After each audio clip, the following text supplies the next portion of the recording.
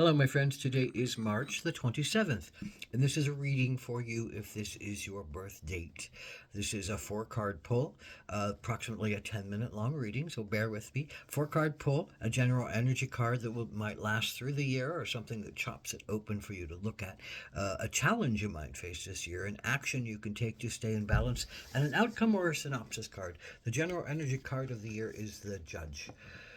So, what does the judge ask you to reflect upon? Well, the judge, the decider, the arbiter, the judge, the lawyer, the trial lawyer, the witness inside of ourselves, that judges what is happening outside of ourselves. This is all the judge, and so the judge asks us whether we are being fair, honest, righteous, and seeing the highest in something, or whether we are being small, selfish, and petty. Well, I think that's ultimately what the judge is about. Have we fallen into some narrow, restrictive guidelines that say outside of this is, quote, bad and inside of this is good? Or have we come to a place where deepening of listening and deepening of compassion and deepening of willingness to listen to all sides and find a way for mutually everyone to be winners in something. So this is about you and your judgments versus, I think, discernments is another way to look at this. Judgments can be harsh and name calling and diminishing and us versus them.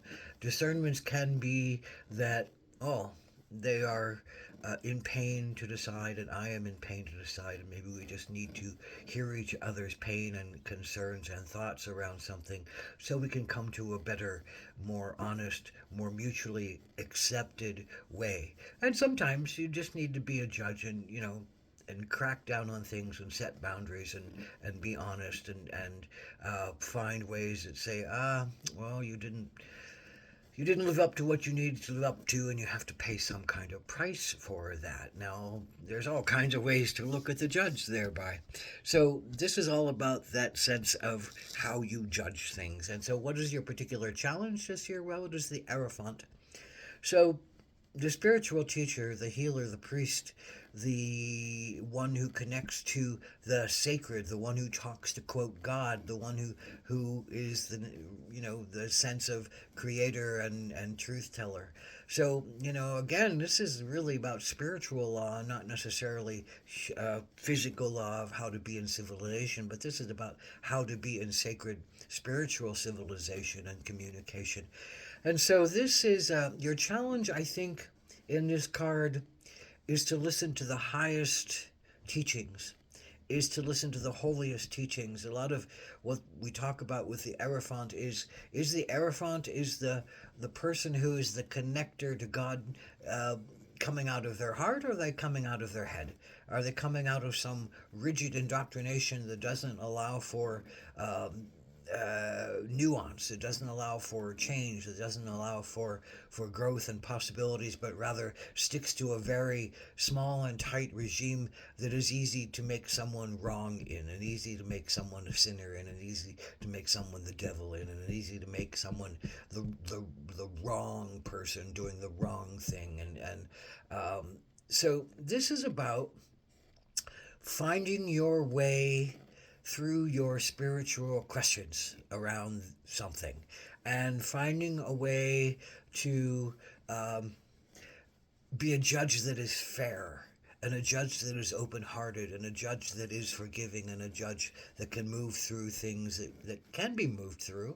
Sometimes, again, the judge needs to be hold a line and toe a line and keep things in line because they understand for the mutual benefit of all beings and society. Sometimes what one does is not necessarily the best thing for one, but I think the human judge is one who compels, the heart centered judge is one who compels for people to look at themselves and honestly take stock of themselves, and doesn't just automatically send one to prison for everything that one does that is out of the realm of quote the line of supposed to be's. So this is a big, challenging point in your year of coming to a place of love and compassion that is willing to hear the spiritual makeup of yourself and somebody else, and come to a less rigid, more heart-centered place for it. What is your action to take? Well, I think it is the ant, and the ant's all about cooperation with others, community building. It's all these ants gathered together, link themselves on their intuition and their pheromone levels, and they go about their jobs and they do their work and they move mountains. They move mountains as a almost a single individual. So I think your action to take is to move mountains.